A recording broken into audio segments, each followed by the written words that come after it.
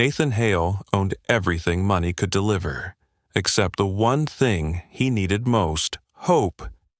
His twin girls, Aria and Lyra, lay motionless in their cribs, trapped inside bodies that refused commands and throats that never shaped words. For 2.5 years, specialists promised nothing would improve. Then Maya Torres arrived, a housemaid with no medical credentials, but a hidden link to Nathan's late wife that nobody could have seen coming. What Nathan walked in on 3 weeks later inside the nursery would either shatter his family's reputation or prove that the most extraordinary miracles don't always come from laboratories. She was kneeling on the floor, whispering a vow to his daughters, and everything shifted. The mansion rose from the hills, like a tribute to everything wealth could purchase, and nothing it could mend. Nathan Hale's estate spread across 15 acres of sculpted lawn outside Boston, marble fountains tossing sunlight, gardens blooming in perfectly choreographed seasons. Inside, quiet, pressed against the walls like a living presence, broken only by footsteps echoing on Italian tile and the low mechanical murmur of medical machines. Nathan sat in his study, staring through blueprints he wasn't really seeing. At 48, he looked older, gray, streaking his dark hair. His late wife, Lila, smiled from a silver frame on his desk, frozen in a bright moment he could barely remember inhabiting. She had died delivering their daughters, and some days he wondered whether fate had taken the wrong parent. Aria and Lyra, too now, carried Lila's delicate features and his eyes that seemed to look straight through him without truly connecting, eyes watching the world from bodies that refused to obey. The doctors had explained it with careful clinical calm. A rare neurological disorder, they'd said, something in utero when delicate wiring went wrong. The pathways between brain and muscle never formed correctly. The girls couldn't walk, couldn't direct their movements with real intention, and they couldn't speak. No real words, no meaningful sounds beyond small hums or thin whimpers. Nathan had hurled money at the problem, like a man throwing cash into bottomless water. Top neurologists flown in from Johns Hopkins, cutting-edge specialists from Switzerland, experimental protocols from research centers most families would never even learn existed. Nothing changed. The twins lay in customized cribs, staring at white ceilings, drooling faintly, their tiny bodies prisoners in cells no fortune could unlock. He stayed away from home whenever possible. His downtown office became sanctuary, and the children's hospitals he funded became penance. The Hale Foundation built pediatric wings and research labs, donating millions to children's medicine. Reporters called him a savior, if they only knew.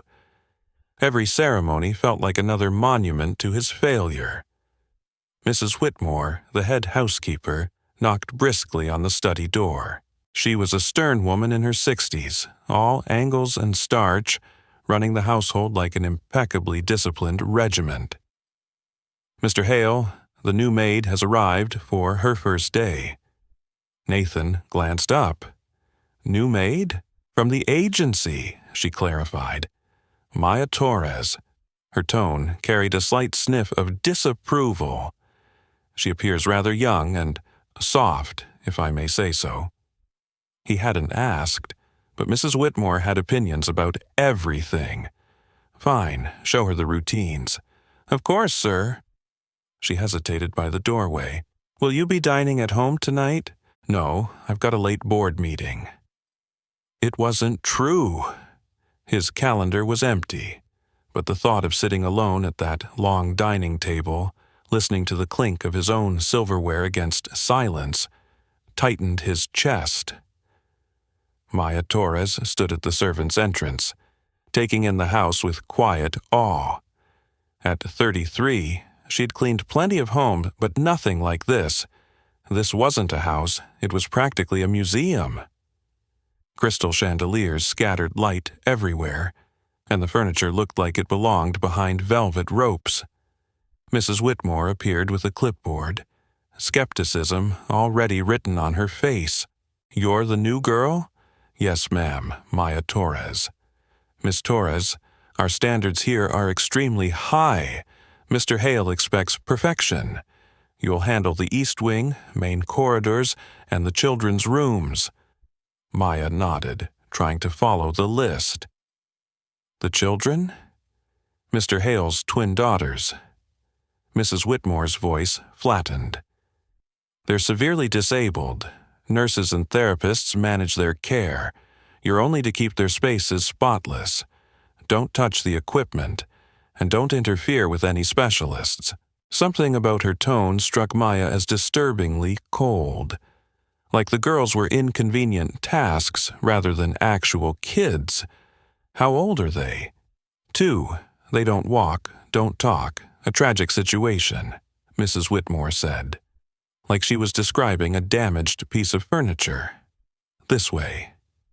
They moved through corridors that went on forever, past rooms Maya glimpsed through half-open doors, a library with towering bookcases, a music room where a grand piano gathered dust, a sitting room that looked like no one had ever dared sit down, everything gorgeous, everything empty.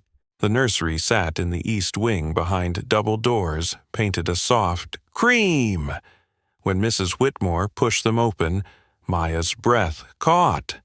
2 cribs stood side by side before tall windows overlooking the gardens, afternoon light pouring in like gold. Between them, monitors blinked quietly, a changing table, a rocking chair, shelves stacked with toys that looked untouched.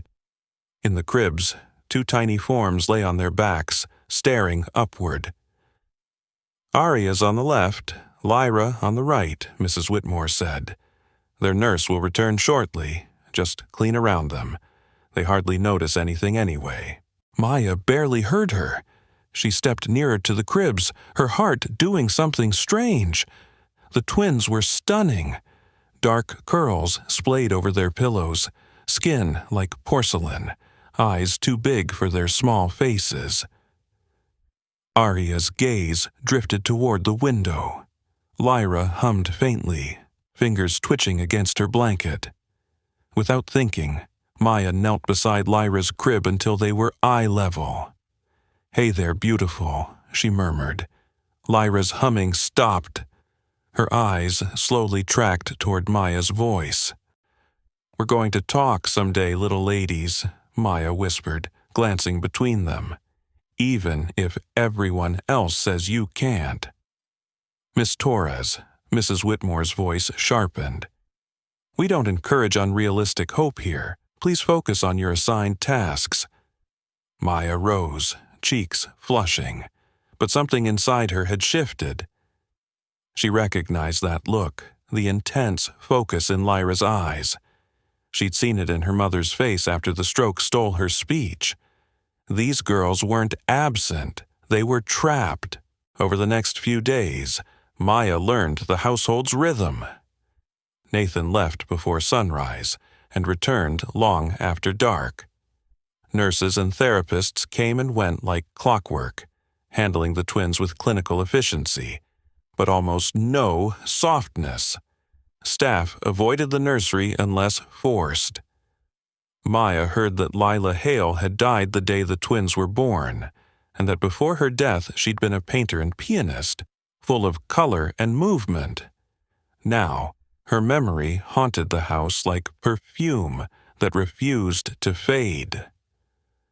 Maya started humming while she worked, not on purpose at first. Old songs her mother had crooned, gospel melodies and lullabies that felt like warmth turned into sound. She hummed while mopping the hall outside the nursery, dusting shelves in the playroom, folding tiny clothes with careful hands. And she noticed things. The way Aria's fingers tapped lightly on the crib rail whenever Maya hummed. The way Lyra's breathing matched the rhythm. small details anyone else might miss. One afternoon, she was reorganizing toys in the playroom, humming the same tune she'd repeated for days. Behind her came a soft clap. She turned. Lyra sat in her adaptive chair, small hands pressed together. Once, twice, the movement syncing with the beat of Maya's humming. Then Aria blinked twice in deliberate succession. Eyes locked on Maya's face. Maya's pulse pounded. She moved closer, keeping her voice calm. "Can you do that again, sweetheart? Can you clap for me?" She hummed 2 beats. Lyra's hands came together twice. Coordinated, intentional. Maya fumbled for her phone, hands shaking as she hit record. She hummed again and again. The twins responded, Aria with purposeful blinks, Lyra with claps that matched the rhythm. "What exactly are you doing?" The voice behind her snapped. Maya jumped. The lead nurse, Ms. Green, stood in the doorway, arms crossed. A woman in her 50s. She wore authority like a starched uniform. They were responding to, "You were interfering," Ms. Green cut in. "You're here to clean, not play therapist." These children follow very specific care plans created by licensed professionals. You are not part of that team. Do not disrupt their routine. "But they were responding," Maya insisted. "I have it on video." Spasms, coincidence. Ms. Green's voice was cool. "I've been a pediatric nurse 25 years. I know the difference between communication and involuntary reflex. If I catch you confusing them again, I'll report you to Mr. Hale." Maya's face burned. "Yes, ma'am." That evening, as she gathered her things to leave, Nathan appeared in the corridor. She'd seen him in passing, but never this close. His expensive suit was rumpled, tie loosened, exhaustion written beneath his eyes. "Miss Torres?" She stopped. "Yes, sir?" "Miss Green says you've been overstepping." The words hit like a slap. "Sir, I'm sorry, but I really believe your daughters." "My daughters are under the care of experts," he cut in, voice flat. "Your duty is housekeeping, not diagnostics. I won't tolerate false hope about conditions that won't change." Maya's throat tightened. She wanted to argue, to show him the video, to make him see what she'd seen, but his expression stopped her. It wasn't anger, it was something worse, surrender. The look of a man already emptied out. "Yes, sir, I understand." "Good, this is not a charity. Everyone has a clear role. Please remember yours."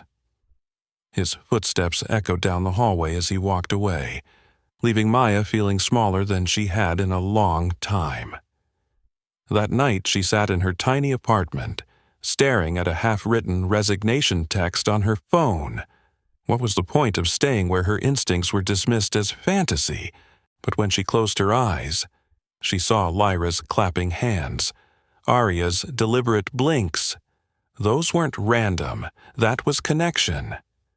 Around midnight, she found herself back at the mansion. The night security guard recognized her and waved her through without question. The house felt different in the dark. Less intimidating, almost honest.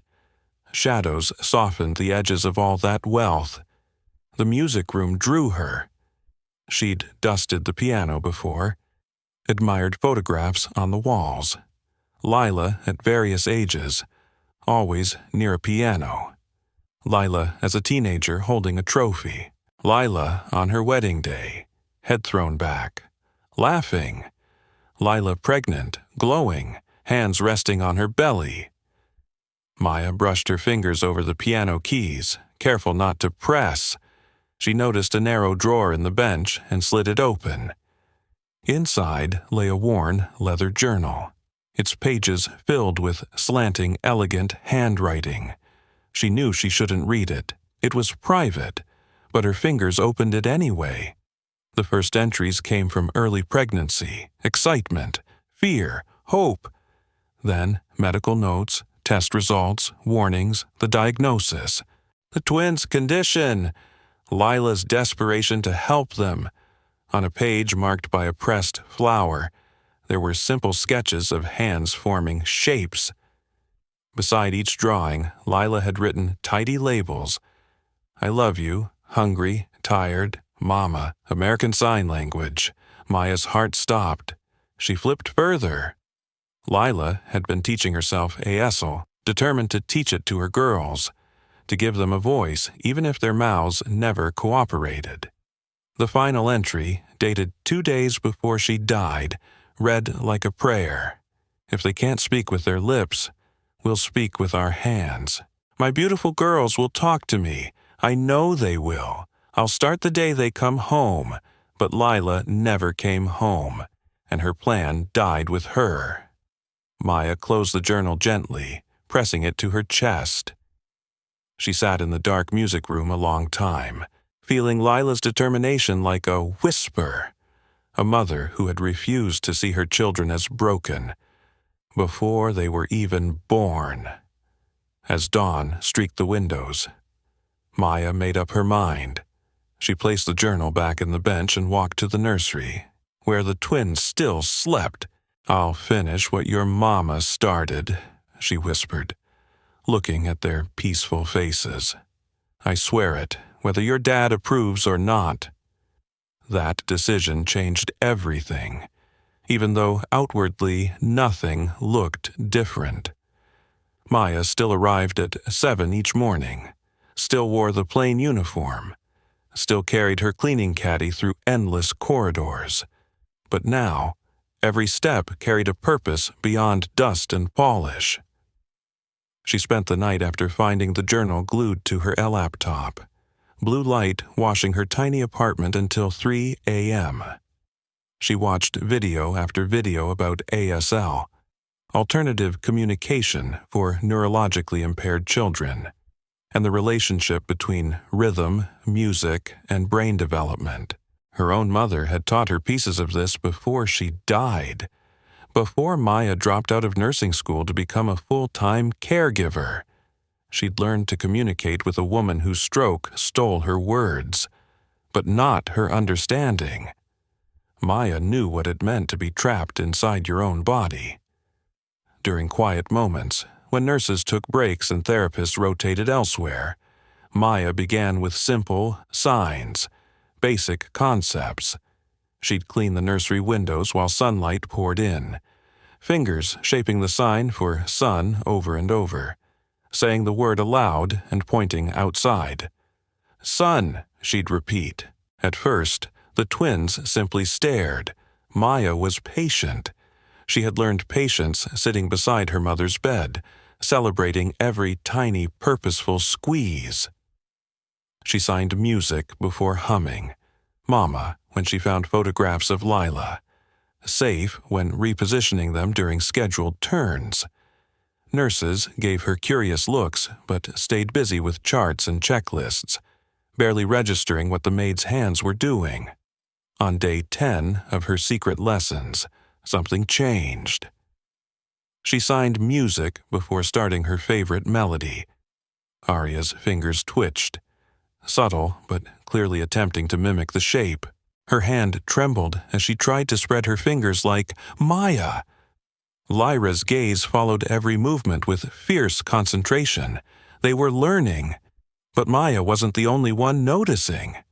Mr. Sinclair, the butler, had served the Hales for 15 years. He prided himself on knowing everything that happened under this roof. Mysteries bothered him, especially those involving household staff. He noticed Maya spending longer stretches in the nursery, noticed the odd hand movements. He saw the way she held the girls differently from the nurses, with something dangerously close to affection. That made him distrustful. In his experience, people rarely did anything without an underlying motive. The gentle maid with patient eyes must be angling for something. Maybe she hoped to charm her way into Nathan's grief-stricken heart, and vast fortune. Sinclair started keeping quiet notes, times, dates, observations, building a case for the moment he'd present everything to his employer. The thunderstorm rolled in on a Tuesday evening. Maya had stayed late, helping prep for an upcoming charity gala. The sky darkened throughout the afternoon until, by 8, rain hammered the windows like fists. She was straightening the nursery when the first thunderclap split the air. The lights flickered. Both girls startled. Lyra let out a thin, frightened cry. The night nurse had slipped away for her dinner break, leaving Maya alone. Another boom shook the house, louder this time. Aria whimpered. Lyra's cry pitched higher, edging toward panic. Maya moved quickly, lifting Lyra from her crib. She'd studied how the nurses held them, supporting limp muscles and fragile necks. "Shh, I've got you," she murmured, settling into the rocking chair with Lyra tucked against her chest. Lightning flared, turning the room white for a heartbeat. "You're safe, baby, you're safe." Maya shaped the sign for safe, where Lyra could feel it against her body, crossing her wrists like a shield. "Safe," she said aloud. "Safe, I promise." Thunder rolled again. Lyra whimpered, then did something astonishing. Her small hands moved, trembling but deliberate, wrists crossing against Maya's arm. Safe! Lyra had signed safe. Tears blurred Maya's vision. "Yes, that's it," she whispered. "Safe." Then a sound slipped from Lyra's mouth, not a cry, but an attempt at a word, a soft, breathy ah-hum. The door opened. Nathan stood there, rain-soaked, briefcase dangling from one hand. The storm and some instinct had dragged him home early. He froze, trying to absorb the scene, the maid in the rocking chair, tears streaming, his daughter in her arms making deliberate sounds. "What are you doing?" His voice came out harsh. "Defensive." Maya looked up, still cradling Lyra. "Sir, she signed safe, and she tried to say, 'Stop!'" He crossed the room in 3 long strides.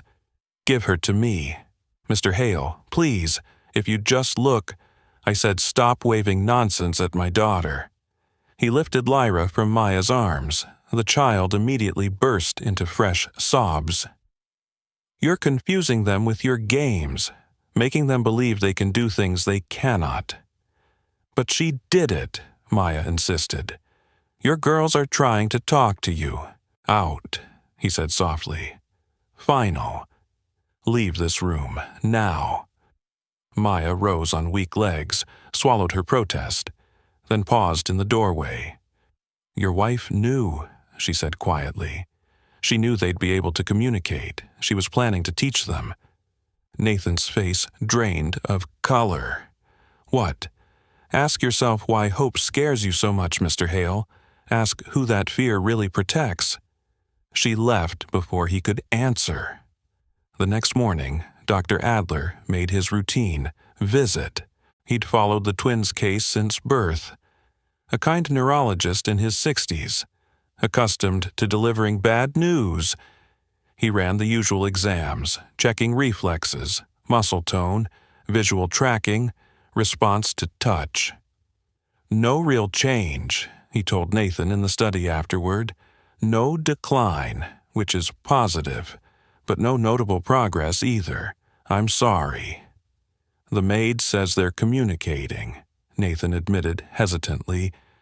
"She claims they're responding to sign language. That one tried to speak." "Nathan, we've discussed this," Dr. Adler replied delicately. "Caregivers sometimes grow attached and interpret random movement as meaningful. It's a form of wishful pattern-seeking, very human, completely understandable." She sounded certain. "Involuntary mimicry can look like communication," the doctor said. "Children might move randomly while someone gestures nearby, and coincidence feels like cause and effect. I know how desperately you want progress, but false hope can cut deeper than acceptance. Nathan nodded slowly. That night, he called Maya into his study. She stood before his desk, hands clasped behind her back, bracing herself. He looked worn, like he'd aged a decade in a week. "Dr. Adler was here," he began. "Yes, sir." He explained that what you believe you're seeing is probably random. Coincidence. Nathan's voice stayed calm but firm. "I appreciate your compassion, Miss Torres, but I need you to stop these sign language experiments. They're not helping. With respect, sir, how can you know they aren't helping if you've hardly tried?" His jaw tightened. "Because every specialist I've consulted agrees. My girls have severe, permanent limitations. Spinning fantasies of them signing or speaking only makes reality more brutal when it doesn't happen." "What if reality isn't what they think?" Maya asked. "Then it would have looked different sometime in the last 2 years," he snapped, turning toward the window. "I've learned to accept what is, Miss Torres. I suggest you do the same. No more signing, no more special sessions, or I'll replace you." Maya left with her throat burning and eyes stinging.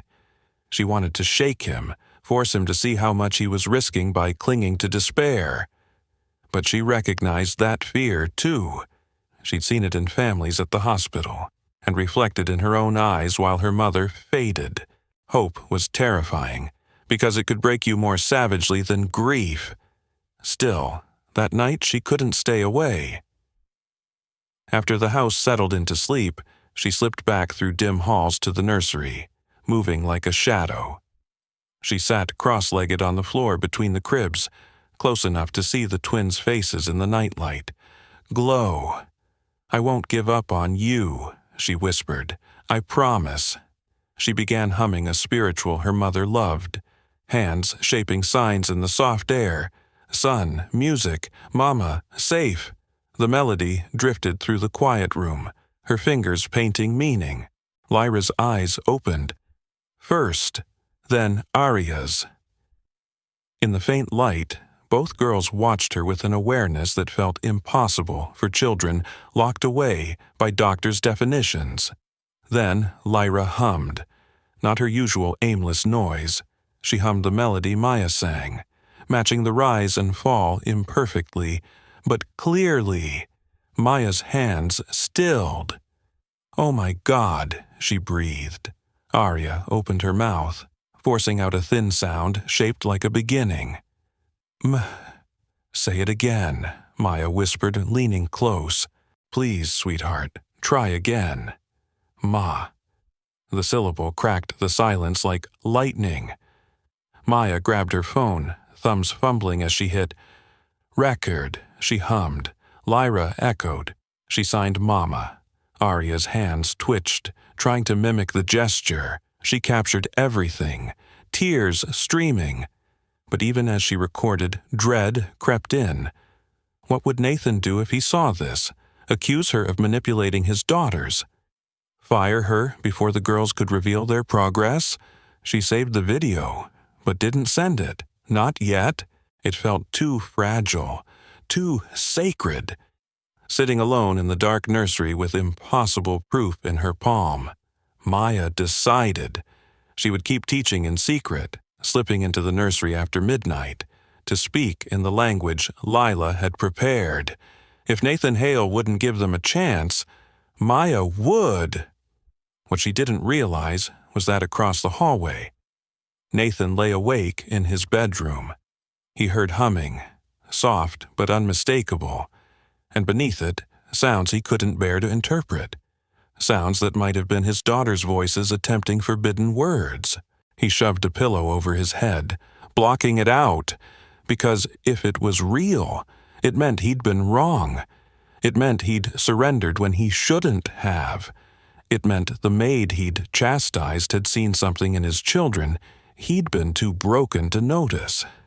And that realization was more painful than any storm. The changes started subtle, then came rushing. Within 3 weeks of Maya's midnight lessons, the mansion's silence began to fracture. The oppressive quiet that had hung there for 2 years gave way to small, startling sounds that made staff pause mid-task, glancing down hallways with uneasy wonder. Laughter, dry, rusty, but unmistakably latter. It first happened on a Tuesday morning. A day nurse was shifting Aria when she dropped a rubber toy. It bounced and squeaked, and Aria's mouth opened. The choppy giggle that tumbled out was brief, but absolutely real. By afternoon, whispers moved through the house. The twins were making new sounds. Not only random humming, but responses. When music played in the therapy room, Lyra clapped her hands, offbeat but purposeful. During physical therapy, Aria tapped patterns on the mat, almost rhythmic. Sometimes, when no one watched too closely, the twins crawled. Not gracefully, not far, but they pulled themselves toward interesting noises, the jingle of keys, a scraped chair, distant piano notes from the unused music room. The staff noticed, but fear kept most quiet. Fear of misreading, fear of false hope, fear of Nathan's reaction to any report that might later prove wrong. Only Rosa, the cook, spoke openly. "Those babies are waking up," she said firmly one afternoon in the kitchen. "Something, whoever, is calling them back." Not everyone saw a blessing. Resentment simmered among some employees. Conversations grew hushed when Maya stepped into rooms. "She's doing something unnatural," one maid muttered. "My grandmother warned me about people with strange gifts." "Maybe she's after the money," another whispered. "Play the long game, make herself indispensable, then marry the boss." The rumors multiplied in the dark. Maya felt the weight of their suspicion in every sideways glance. Mr. Sinclair watched her more closely than ever. Disapproval etched in his posture. She said nothing. Let them talk. All that mattered were Aria and Lyra. The real breakthrough ambushed everyone. Nathan was hosting a potential investor, guiding him through the mansion's art gallery. They were in the east wing when sounds drifted from the nearby playroom, children's music, and thin voices trying to sing along. The investor, Victor Shaw, stopped. "I didn't realize there were other kids here," he remarked. "There aren't," Nathan replied automatically, but the voices continued. He walked fast toward the playroom, Victor trailing, when Nathan opened the door. The sight inside stole his breath. Maya sat on the floor with both twins. A children's video played on a tablet, bright graphics and simple songs. The girls were responding. Aria's mouth moved, shaping approximate words. Lyra clapped on beat more often than not. When Maya signed along, both the twins tried to copy. "Incredible," Victor murmured. "I thought you said they were profoundly disabled." "They are," Nathan said, his voice strained. "They don't look disabled," Victor replied softly. "They look like they're learning." Maya finally noticed them in the doorway, scrambling to her feet. Nathan's face had gone chalky, jaw tight. "Mr. Hale, I can explain. My office, now." He turned to Victor with a strained smile. "Please excuse me. Something requires my attention. My assistant will see you out." 5 minutes later, Maya stood in front of his desk, while Nathan paced like a trapped animal. "What were you doing?" he demanded. "Teaching them," she answered. "Because they're learning. If you just look." "I told you to stop," he snapped. "I specifically ordered you to stop filling their heads with fantasies." "It isn't fantasy," she shot back. They're communicating. They're laughing. Aria crawled yesterday toward the music. Lyra can sign 6 words now. Coincidence, reflexes. You're lying to yourself. The words slipped out before she could stop them. No, you're lying to yourself, Maya said. You know what you saw. You know it was real. Nathan's palm slammed against the desk. You are staff, he hissed. You are a maid in my home. You don't tell me what I know about my own children. Then maybe you don't know them at all, she replied quietly. The air crackled between them. Nathan's face flushed with anger and raw fear. Pack your things, he said at last. You're fired. Maya's stomach plummeted. Sir, please. I won't allow my daughters to become experiments for someone with no license and delusions of grandeur. Leave this house. She wanted to fight, to beg him to see the truth, but his expression was granite. He'd made his choice, the same one he'd been making since their birth, protecting himself from hope. Upstairs, as if sensing abandonment, both girls began to wail. That evening, Nathan called Dr. Adler in a panic. When the doctor arrived, Nathan led him straight to the nursery. The twins lay in their cribs, faces blotchy from tears. Examine them, Nathan insisted. Tell me what's different. Dr. Adler ran his tests again, but his expression gradually changed. Lyra followed a toy with her eyes more precisely than before. Aria's fingers curled around his hand and squeezed with conscious strength. He listened to their sounds, no longer random, almost conversational. Back in the study, the doctor looked troubled. Nathan, I need to be candid. Something has changed. Changed how? Their motor coordination, their engagement. I'm seeing purposeful responses that weren't there 3 months ago. Their latest scans show activity in regions we considered dormant. What's triggering it? Nathan asked. I don't know yet, but whatever it is, it seems to be stimulating new neural pathways. At their age, the brain is incredibly plastic. Rare, but not impossible. Nathan exhaled. The maid has been teaching them sign language against my orders. Has it been working? Dr. Adler asked. I don't know. I can't tell what's real and what I'm desperate to see. Nathan, the doctor said gently, whether it's the signing, the emotional engagement, or something else, if there's a catalyst helping their brains rewire, we must identify it and continue. But she's just a maid. The parents who pioneered music therapy for autism weren't clinicians, Adler replied. The woman who fashioned the first kangaroo care wraps for preemies wasn't either.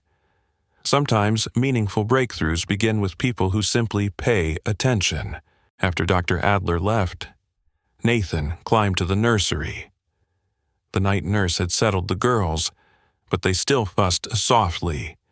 He stopped in the doorway, watching in the low light. When was the last time he truly looked at them? Not as diagnoses, but as his daughters. Aria had Lila's nose. Lyra had his stubborn chin. 2 full human beings, trapped until recently. Until Maya. He moved closer to the cribs. Aria's eyes locked onto him, and the recognition in her expression cracked something inside his chest. He tried to remember Maya's hands, the shapes she'd made. His fingers felt huge and clumsy as he attempted one of the signs, not even sure what it meant. Lyra's eyes widened, her small hands lifted, trembling, trying to copy him. A sound formed in her throat. Da, da! Nathan nearly collapsed. He grabbed the crib rail for support. What did you say? Da, da. Clearer this time, a real word. Aria's mouth opened. Da, da. Imperfect, strained, but language. His children were calling for him.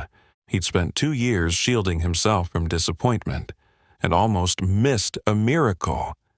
With shaking hands, he pulled out his phone and dialed. The call rang 4 times before Maya answered, wary. "Hello? Where are you?" he asked. "Packing," she said. "You fired me, remember?" "Don't pack. Come back," he said, the words tumbling. "Please, they just said da-da. I don't know what I'm doing. You do. Please come back." Silence stretched. Then she whispered, "I'll be there in 20 minutes. When Maya arrived, Nathan was still on the nursery floor between the cribs. She'd never seen him look so lost. "Show me," he said simply. "Show me everything you've been doing."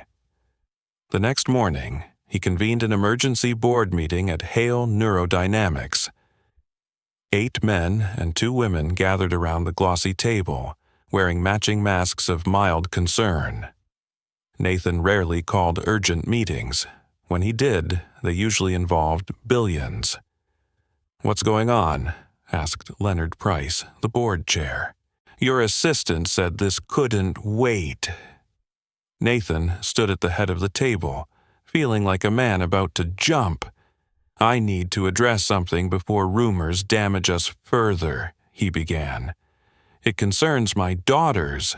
"We've heard whispers," admitted Dana Kim, the CFO. "Something about a miracle maid." The phrase made Nathan flinch. "Her name is Maya Torres," he said. "She's been working with Aria and Lyra using sign language, music, and emotional connection. Their progress has been extraordinary." "How extraordinary?" Leonard asked cautiously. "They're beginning to talk, to move with intention, to engage with their environment in ways our doctors said would never happen." The board exchanged unsettled glances. Dana spoke first. "That's amazing. But why is this a crisis?" "Because people are talking," Nathan said. "And when they talk about me, they talk about this company.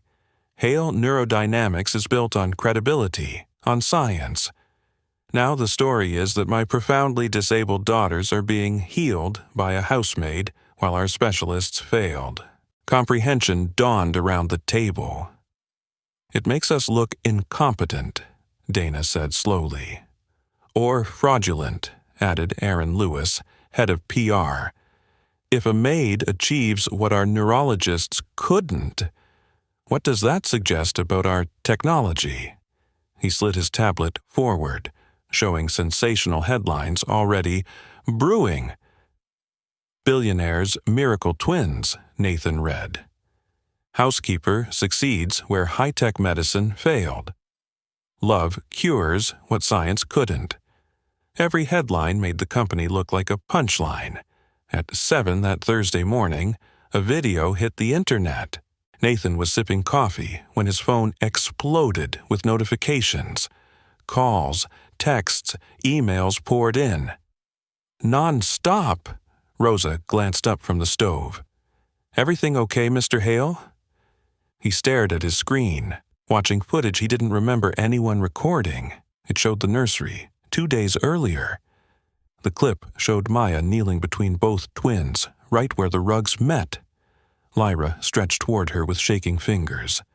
Aria's mouth shaping effortful sounds. Then, as clear as bells, both girls said it. Together, "Ma, Ma."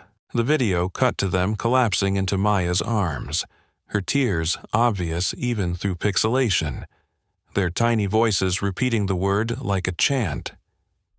The caption blared, "Billionaire's paralyzed daughters say Mama after doctors swore they'd never speak." "Oh, no," Nathan whispered. Within an hour, the video had 50,000 views. By noon, 2 million. News vans clogged the road outside the estate. His phone became a buzzing brick, overwhelmed by calls. His assistant phoned from downtown, panicked. "Sir, media requests are insane. CNN, Good Morning America, national talk shows. Everyone wants interviews about the twins and Maya. Nathan found Maya in the playroom, sitting away from the windows. She'd seen the satellite trucks, too. The girls played on the rug between them, blissfully unaware that their progress had detonated online. "Did you know anyone was filming?" Nathan asked. "No," she said tightly. "I never wanted this. They're not miracles for public consumption, they're just kids." "I know." He lowered himself beside her, watching Aria stack blocks while Lyra signed more again and again. "PR wants interviews. Spin, branding, control." He motioned toward the muffled shouting outside. "I just want to shield them. I don't know how." Neither of them knew the clip had been posted by one of the younger night nurses, a woman named Emily Rhodes. She'd thought she was celebrating something beautiful. She'd filmed the moment, added a heart-filled caption, and hit upload without imagining the fallout. By evening, donations flooded into the Elena Grace Foundation. Strangers sent money with messages like, "For the miracle nanny, and use this to help other kids like Aria and Lyra, because love obviously matters more than machines." Hundreds of thousands arrived in a single day, but praise came laced with venom. Maya's dusty social media accounts exploded. Some messages glowed with support, many dripped cruelty. "She's exploiting those babies for attention. Bet she's hurting them to fake progress. Why is some maid getting credit instead of doctors? Classic gold digger move, snag a grieving billionaire." After a dozen comments, she stopped. "Reading." Nathan's security team urged her to stay completely offline and strongly suggested she not leave the estate. A few messages slid from hateful into outright threatening. Meanwhile, Nathan watched his daughters thrive while the world argued about whether their progress was real. Physical therapists clashed on forums about neuroplasticity. Doctors wrote think pieces on placebo, caregiver bias, and wishful thinking. Disability advocates split into bitter factions. Some celebrated the twins' gains. Others raged at the implication that disabled kids needed fixing to be worthy. The storm slammed Nathan's company hard. Hale Neurodynamics stock fell 12% in 2 days. Nervous investors began calling, wondering if their technology was a sham. Leonard Price scheduled another emergency board meeting. This time, Nathan joined by video from the estate, unwilling to fight past reporters. "This is turning into a catastrophe," Leonard started. "Hospitals are questioning us. 3 major clients have delayed equipment orders." "Donations to the foundation are UP," Nathan countered. "Hundreds of thousands in 48 hours. "Guilt money," snapped Aaron Lewis, head of PR. "They think your housekeeper pulled off a miracle, which makes our science look pointless. Do you get what that does to our brand?" Dana Kim's voice was softer, but equally worried. "The boards discussed options. We believe you should step aside as CEO for a while. Let someone else steady the company while you focus on your family situation." "You're pushing me out," Nathan said. "We're protecting the company," Leonard insisted. "And honestly, you're the headline now. Widower, billionaire, disabled daughters, miracle maid. It's emotion overload. Business needs distance." Nathan studied these faces he'd worked with for years, people he'd once called friends. Now they watched him like a problem to solve. "I'll think about it," he said, and killed the call.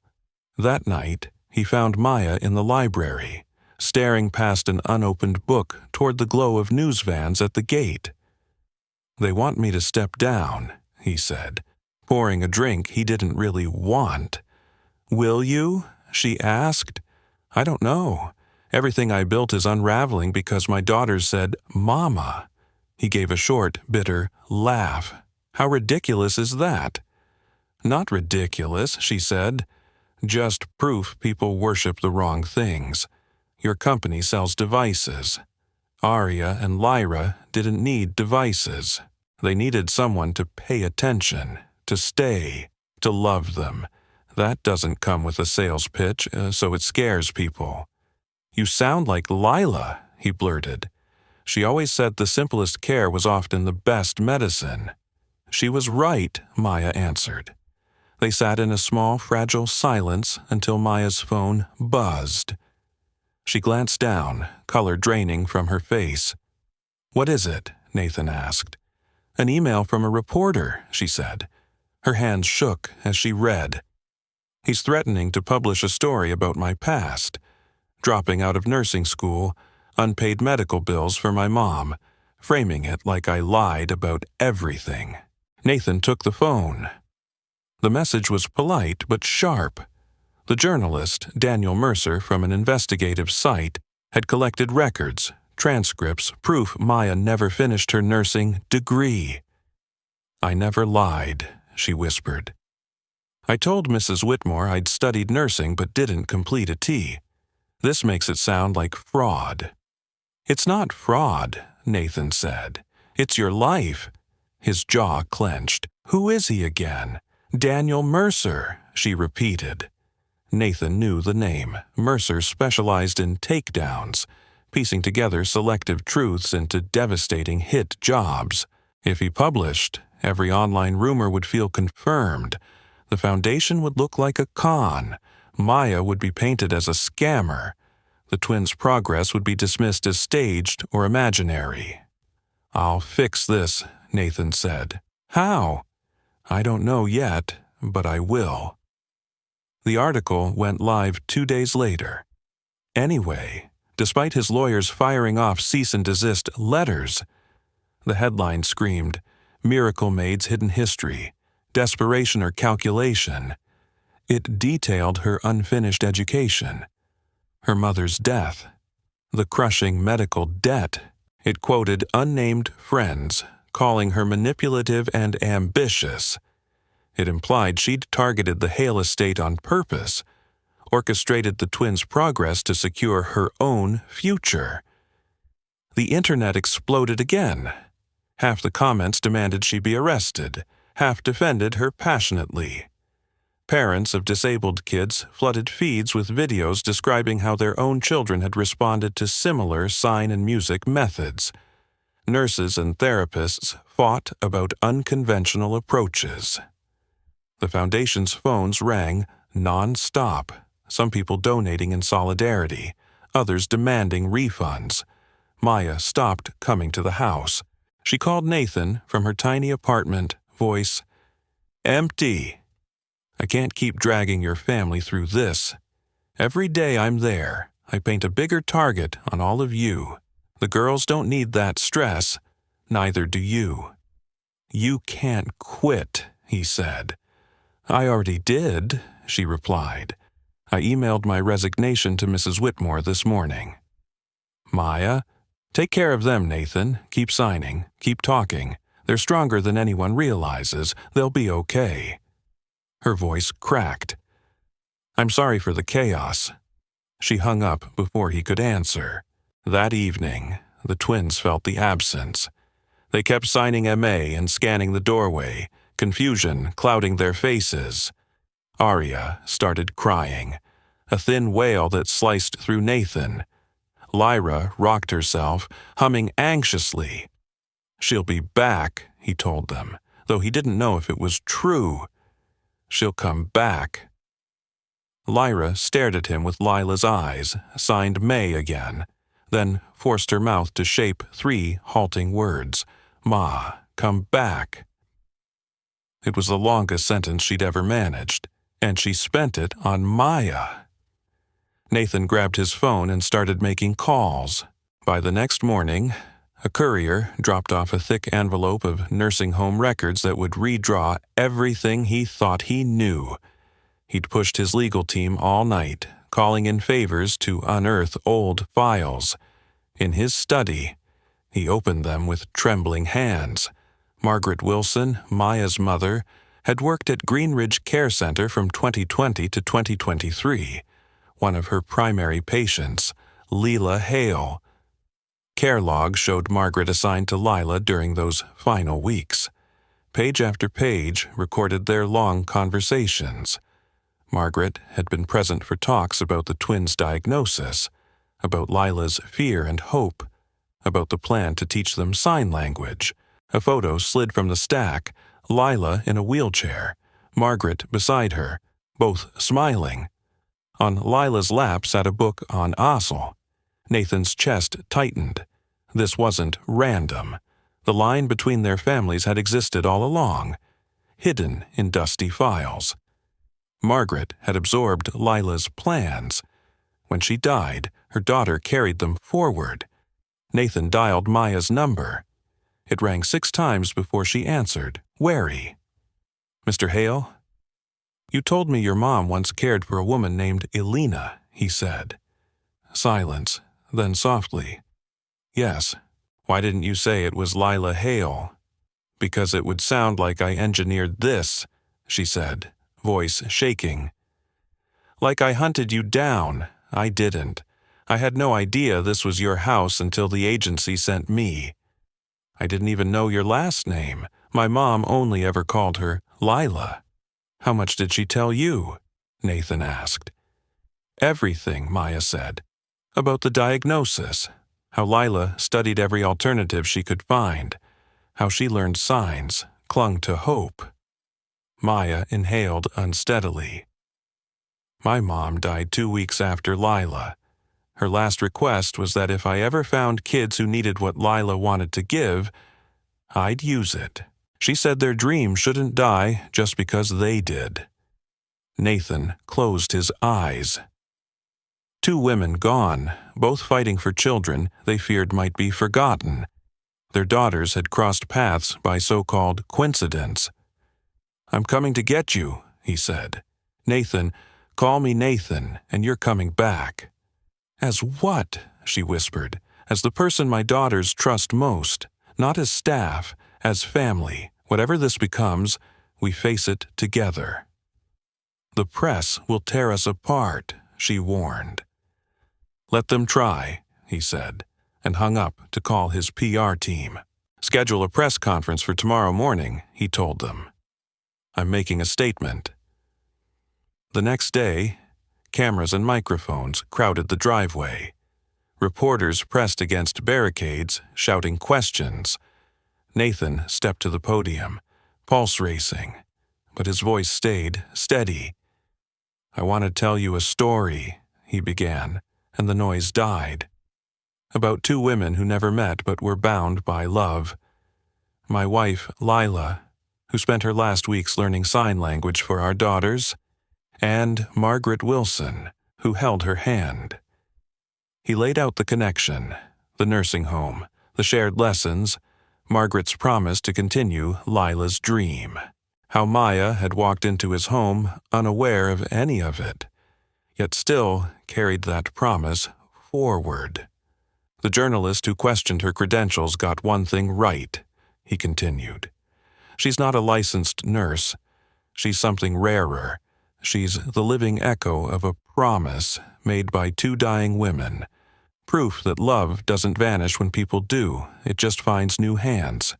He held up the photo of Lyla and Margaret. Cameras went wild. "Call it a miracle if you want," he said. "But the miracle isn't that my daughters are learning to communicate. The miracle is that Maya refused to stop trying when everyone else had surrendered." The reporters erupted with questions, but he raised a hand. "No questions, just one announcement," Nathan said. "I'm formally resigning as CEO of Hale Neurodynamics. I'm transferring full control of the Elena Grace Foundation to a trust jointly managed by myself and Maya Torres. I'm devoting the rest of my life to proving something simple: that the best medicine for broken bodies often comes from hearts that never break on them." He stepped away, walked through the shouting crowd, and climbed into his car. 20 minutes later, He parked outside Maya's building, where she waited on the steps, overnight bag at her feet. When she saw him, tears spilled over. "You didn't have to sacrifice everything," she said. "Yes, I did," he answered, picking up her bag. "Come on, our girls are waiting." The drive back was quiet, comfortable. Two people who'd survived the same fire heading home together. At the door, Mrs. Whitmore met them, for once looking almost gentle. "The girls have been signing for her all morning," she said. "Won't focus on anything else." They climbed the stairs. When Nathan opened the nursery door, both the twins turned. The second they saw Maya, their faces lit like sunrise. "Ma!" Lyra shouted. "Ma!" Aria echoed. Maya dropped to her knees. Both girls scrambled toward her as fast as their unsteady bodies allowed, crashing into her arms in a laughing tangle. Aria pressed her face into Maya's neck. Lyra patted Maya's cheek, signing stay again and again with frantic little hands. "I'm staying," Maya promised, voice breaking. "I'm not leaving you again." Nathan watched from the doorway, thinking of Lila's stubborn faith in their daughters' futures. He wondered if she'd somehow known this might happen, that another woman would carry her dream. That night, after the twins finally slept, Nathan found Maya in the library, staring at the photo of Margaret and Lila. Her fingers traced her mother's smile. "I miss her," she said. "I miss Lila," he replied. "But I think they'd both be thrilled right now, seeing us refuse to quit." "Your board must hate you," she said. "Probably," he answered, shrugging. "I don't care. I spent years trying to buy my way out of failure. Hospitals, research, plaques with my name." He smiled faintly. "You showed me real healing isn't something you purchase. You just show up, over and over." "I didn't teach you that," she said. "Aria and Lyra did." "No," he replied softly. "You taught me how to hear them." His voice lowered. "You gave me my family back. I can't repay that." "You don't repay love," she said. "You just pass it on." The word love hung between them. They weren't in love yet, not fully, but they loved these girls, this life. Upstairs, Lyra murmured in her sleep, "Da," and in the other crib, Aria answered, "Ma." 2 words, 2 people, 1 family that had been broken and was somehow knitting itself together. The next day, Nathan started legal paperwork naming Maya as co-guardian alongside him. Not a nanny, not staff, family. The headlines labeled it reckless. Commentators warned he was moving too fast, letting emotion override reason. But when Aria took 3 unsupported steps and toppled into Maya's arms while Nathan laughed, he knew exactly what he was doing. The world could judge, speculate, and argue about whether this was miracle or method, luck or love. He didn't care. His girls were talking, moving, existing in ways no scan had predicted. And the woman who woke them stood beside him, steady as bedrock. The foundation's work continued. Therapies were documented, studied, refined. They partnered with researchers across the country. But all that remained secondary to the sound that mattered most. Laughter echoing down halls that once held only the hum of machines. Tiny hands flashed signs in living rooms and therapy rooms. 2 little girls who were supposed to be silent called out for the people who refused to give up. "Ma, da, more play?" 4 small words that rewrote every prediction. 3 weeks after Nathan's big press conference, new trouble hit on a Monday. Maya woke in the guest suite that was now her room, the view spilling over the gardens. Morning light turning everything warm, and felt her phone vibrating like it was trying to escape. She blinked to sleep away and opened her notifications. A headline screamed from every feed. Miracle caregiver's real story, desperation or calculation. Another exposé, this time digging deeper, twisting old facts into something sordid. Her stomach lurched as she scrolled. They'd dug up unpaid hospital bills from her mother's last month's debt collector letters. The crowdfunding page that had barely raised $200 before she shut it down in humiliation. The article portrayed a drowning woman manipulating tragedy for a lifeline. It quoted sources claiming she'd always been calculating, that she'd targeted the Hale estate on purpose, that the twins' progress was exaggerated or staged.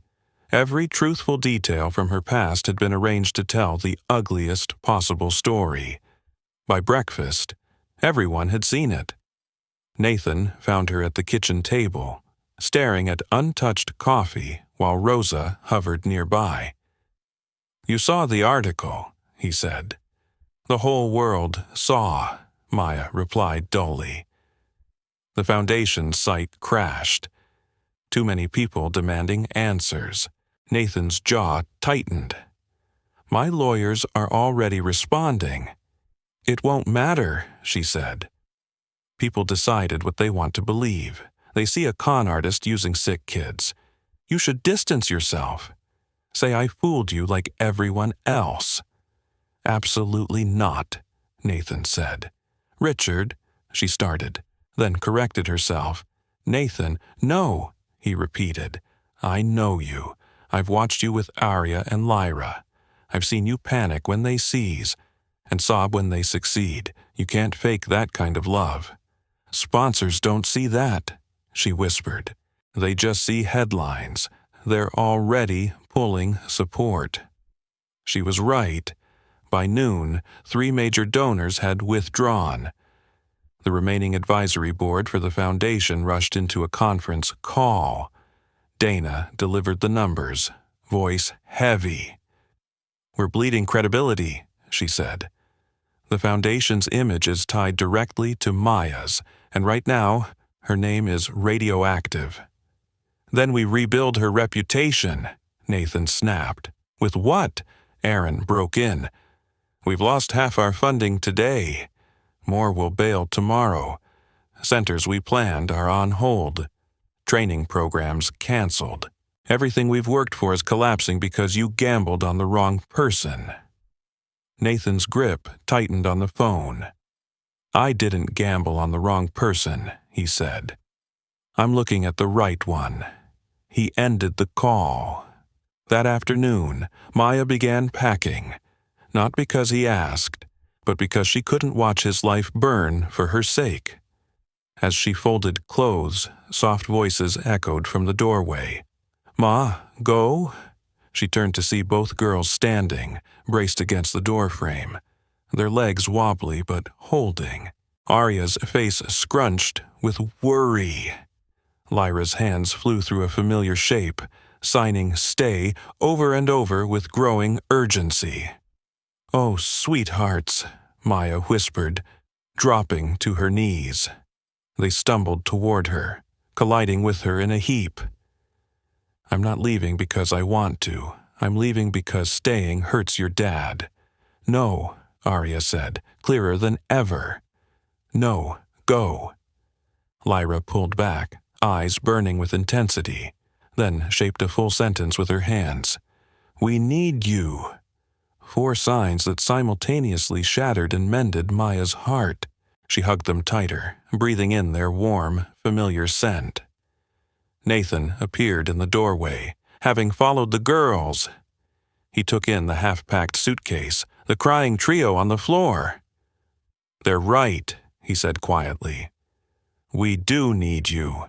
The foundation can be rebuilt. You can't be replaced."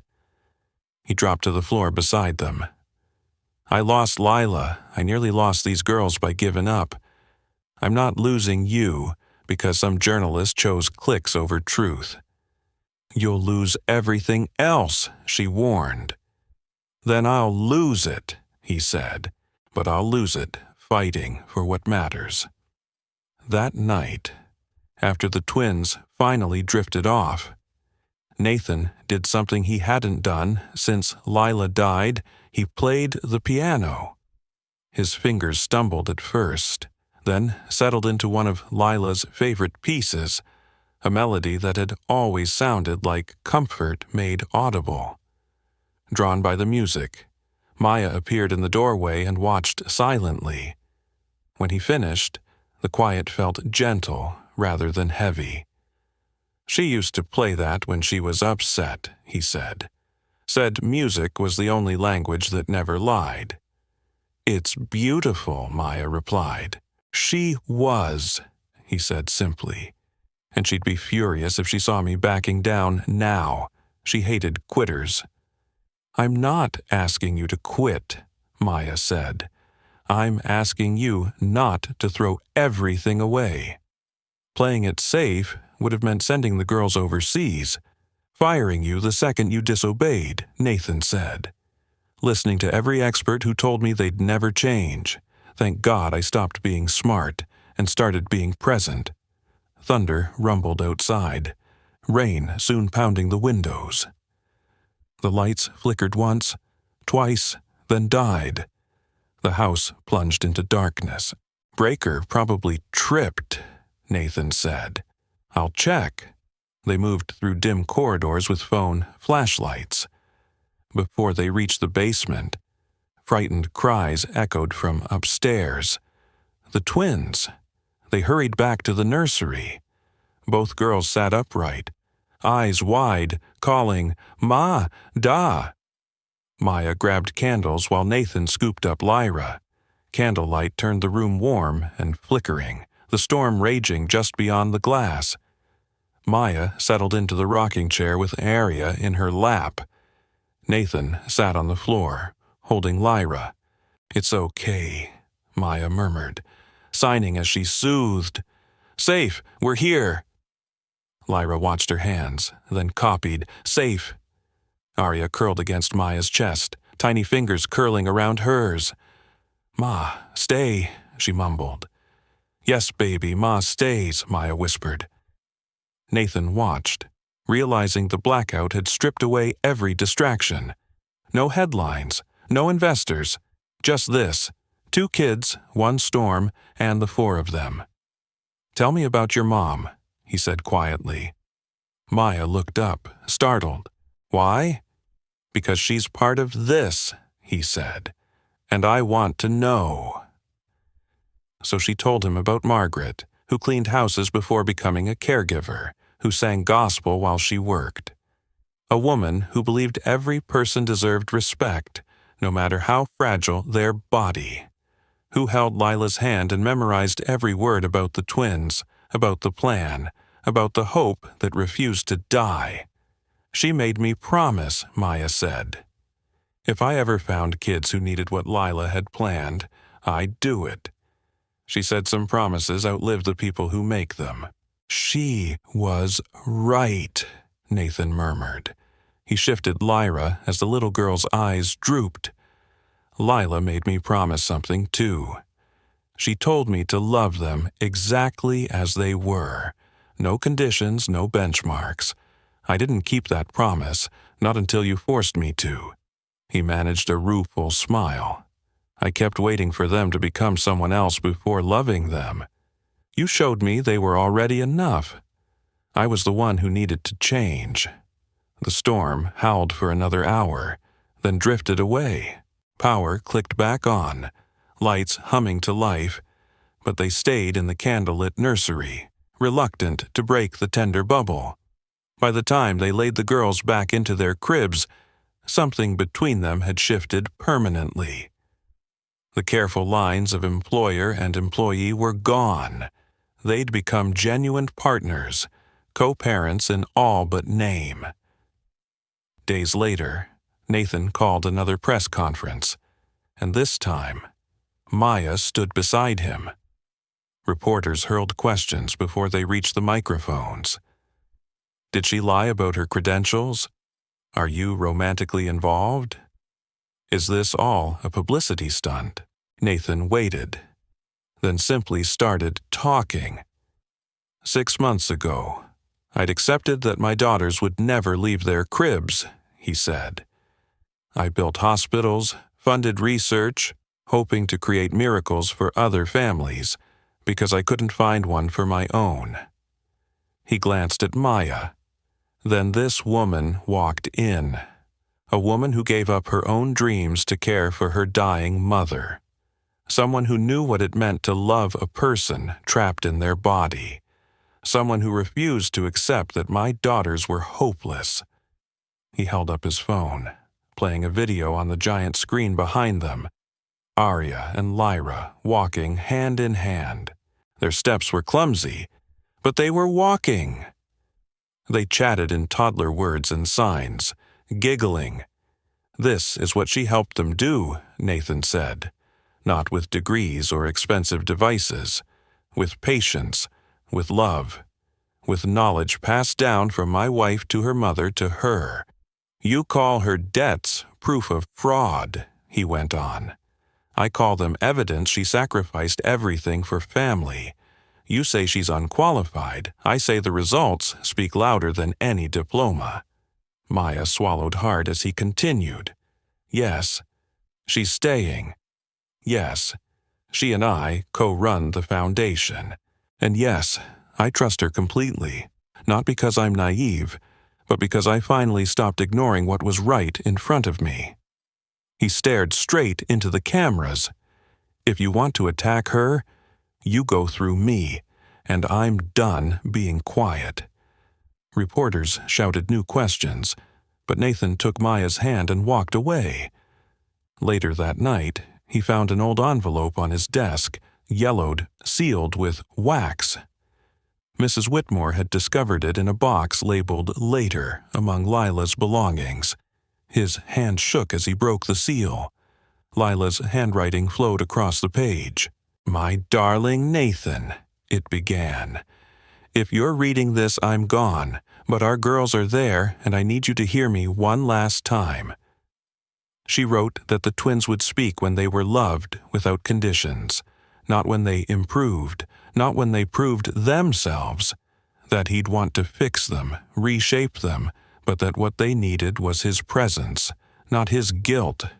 If you can't do it alone, the letter read, find someone who can teach you. Someone who knows broken doesn't mean worthless. At the bottom, a postscript. If they ever call another woman Mama, don't be jealous. Be grateful. It means they are loved. Nathan set the letter down and finally cried. Not the angry tears from the funeral, not the frustrated tears from failed therapies, but a flood of grief and release and forgiveness. When he looked up, Maya stood in the doorway, eyes wet. How long have you been there? He asked.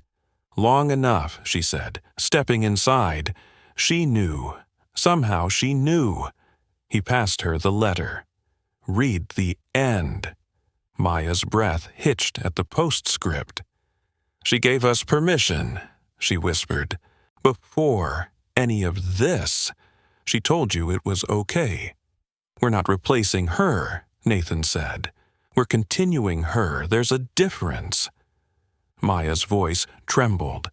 I think I'm falling in love with this family, those girls, this life, and it terrifies me.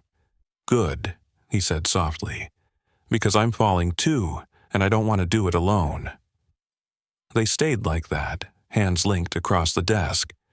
Two people who'd clawed their way through wreckage and were trying to build something new. Outside, the mansion hummed with a life it hadn't known in years. Upstairs, two little girls dreamed in a language that finally belonged to them. A year later, the house looked completely different. Once silent halls rang with kids' voices. Rooms that had sat unused now held mats, sensory toys, and adaptive equipment. The Elena Grace Foundation had turned the estate into a demonstration center 3 days a week. Families visited with children facing similar diagnoses. Therapists came to train. Researchers observed how connection and structured play fed into neurodevelopment. Maya led a training in the main therapy room. 15 nurses watched as she signed with a boy born with cerebral palsy. She wore professional clothes now, hair tied back, posture confident. The goal isn't forcing milestones, she explained. It's building trust. When a child feels truly seen, they'll push themselves further than we ever could. Some nurses scribbled notes, others filmed on tablets. One asked about integrating music into sessions. Maya answered easily, drawing on the coursework she'd finally finished. At Nathan's insistence, she'd gone back and completed her nursing degree, graduating top of her class 3 months earlier. Through the window. Nathan watched proudly. He'd stepped away from the spotlight, happy to handle logistics while she became the public face. Rosa appeared with coffee. "She's something special," the older woman said. "Yes," Nathan agreed. "She is." "Planning to make it official," Rosa teased. "Soon," he said. Smiling. In the garden, Aria and Lyra played with their therapist. At 3.5, they were still petite but thriving. Aria could walk short distances, unaided, using a walker for longer treks. Lyra's speech leapt forward every month. They'd invented a hybrid game, half tag, half conversation. Aria signed, Lyra spoke. Both dissolved into laughter. To strangers, they might look delayed. To anyone who remembered motionless cribs, they looked like living, walking, proof that predictions weren't destiny. Dr. Adler visited that afternoon for a quarterly checkup. The man who once doubted Maya's observations now called her several times a year for advice. He tested reflexes, balance, response to commands. Then met Nathan and Maya in the study. Expression, bright. "Remarkable," he said. "Scans show continued growth in key neural pathways. Connections are strengthening rather than fading. At this pace, Aria may not need her walker by 5. Lyra's speech centers are more active than any case I've seen like hers." "What changed your mind about all this?" Maya asked. "Watching them defy everything I thought I knew," he admitted. "Medical school taught me physiology. It didn't teach me what love does to a brain. That was my blind spot. The paper we're publishing next month should open some minds. Your data is hard to argue with." After he left, Nathan and Maya stood at the window, watching the twins chase bubbles. Nathan cleared his throat. "I have something for you," he said. He led her to the music room. On the piano sat a small velvet box. Her heart stuttered. "Nathan, it's not what you think," he said. "Not yet." He opened it to reveal an old brass key, worn from years of use. "It belonged to Lila," he explained, "to her mother's cottage in Vermont. She always planned to take the girls there someday, teach them to swim, pick berries, just let them be kids." "It's beautiful," Maya murmured. "It's yours, ours," Nathan said, pressing it into her palm. "I thought maybe we could go this summer, all of us, a family trip." The word family settled between them, real and solid. "I'd like that," she said, voice soft. That night, they hosted a gala on the lawn. 500 guests milled beneath the string lights, glasses clinking, donations flowing. The foundation had exceeded every estimate. 3 satellite centers opened, more than 200 therapists trained, over 50 families reporting measurable gains. Yet the heart of it all remained these 2 children and this house.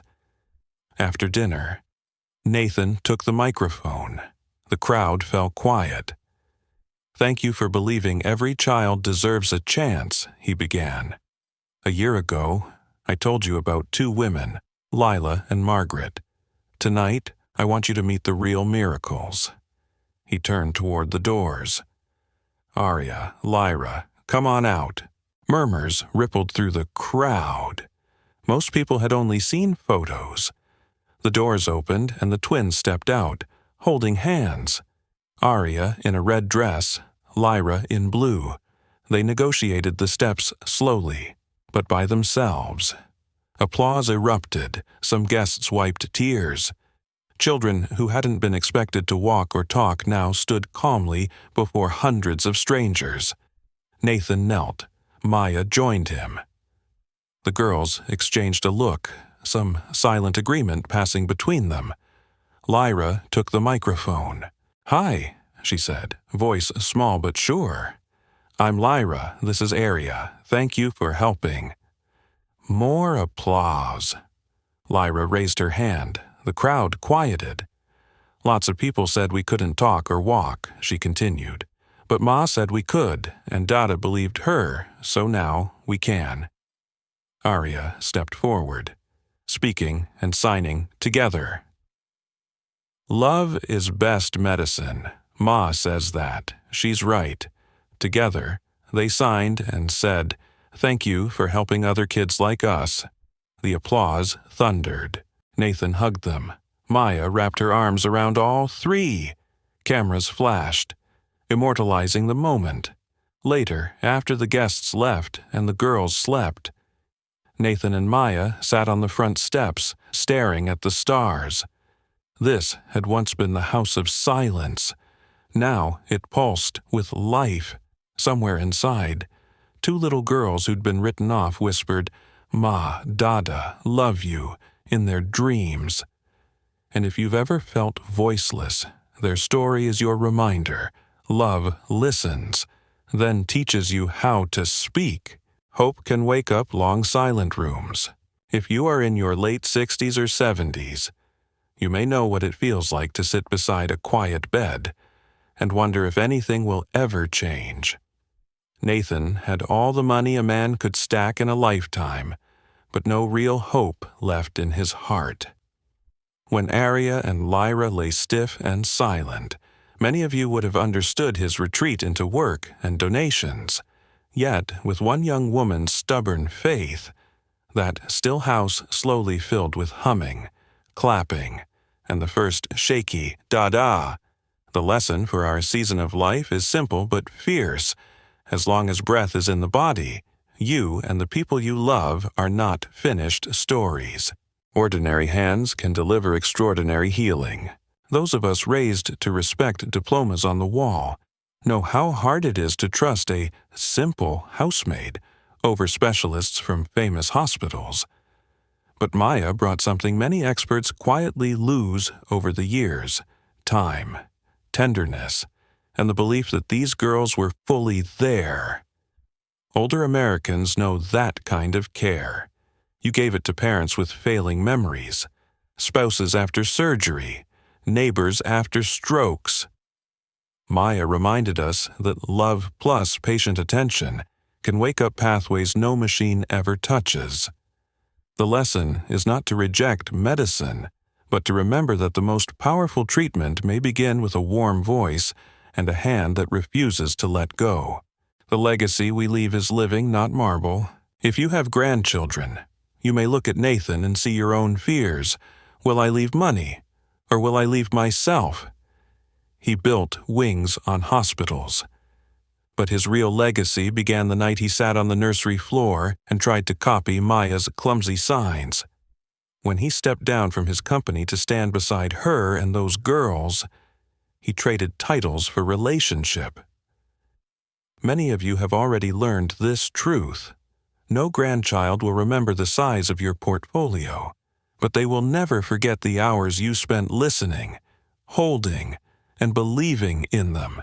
Our bodies may slow, our resumes may fade, yet the love we pour into the most fragile among us can outlive us by generations.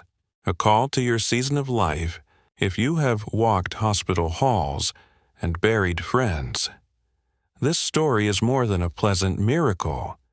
It is your reminder that even now, your steady presence and brave, stubborn love can still rewrite the ending for someone who feels forgotten.